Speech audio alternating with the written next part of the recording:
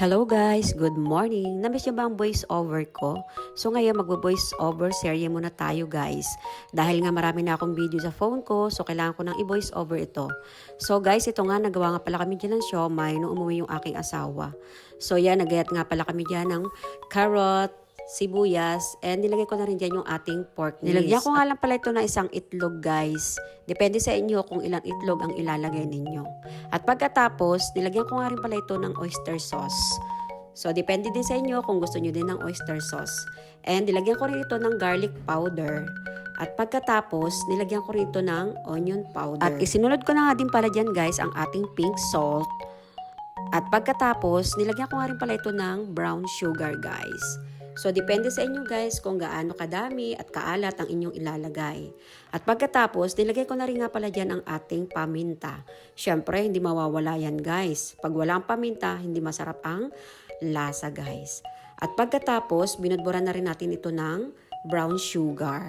At siyempre, dapat ang ating siomay ay balance sa alat na may konting tamis. At pagkatapos guys, minekos-mekos lang natin to. Naku guys, pasensya na kayo ha. Kinamay ko na ito. At kami lang naman ang kakain, kaya hindi na ako gumamit ng gloves. At pagkatapos, nilagyan na rin natin ito ng shrimp. At ito na nga guys, yung exciting part. At syempre, yung pagbabalot ng siomay.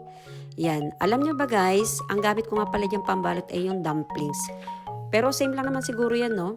Kasi mayroon kasi ng panggamit talaga guys ng siomay, yung manipis. Kaya lang walang available. Yan lang ang madalas na nabibili dito guys, yung pangbalot ng dumplings. So yan guys, hulma lang ako dyan na parang pabulaklak. At pagkatapos ilalagay nga natin sa ibabaw yung shrimp. So yan, maraming salamat nga pala dun sa napanood ko na isang chef na nagluto ng siomay. Kaya guys, pasensyahan nyo na, hindi man talaga eksperto sa paggawa ng siomay. Kaya tingnan natin kung ano magiging kalalabasan ng ating siomay. At syempre, katulong ko yung aking asawa sa paggagawa. Alam niyo ba guys, masarap talaga pag nandito ang asawa, no? Kasi nga katulong mo sa lahat ng mga gawain, sa pagluluto, so ayan guys, nabalot na nga pala natin lahat ng ating siomay. O guys, pag naparod mo itong video na to, gawin mo na rin ito guys. Lagyan mo rin ng shrimp, grabe, ang sarap niya.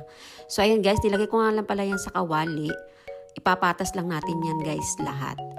At pagkatapos ay lalagyan natin siya ng kaunting oil. Medyo parang pipirituhin lang natin siya ng bahagya. At pagkatapos lalagyan natin yan ng kaunting water.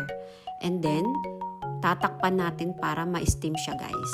Ito ay nakita ko lang din naman dun sa aking pinagayahan. Kaya ganyan guys, mas perfect pa din kapag gumamit kayo ng steamer.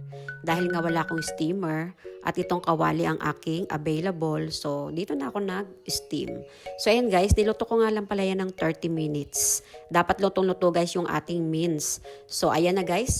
Luto na yung ating siomay. At ito na nga, tikiman time na guys. Alam niyo ba guys, perfect na perfect yung lasa. Sakto lang yung tamis at alat. O siya, alam ko nanonood ka. Ano pang hinihintay mo? Gumawa ka na rin ng siomay. O siya, hanggang dito lang muna ang ating chika. At kita-kits ulit sa susunod na vlog. Thank you for watching. Bye!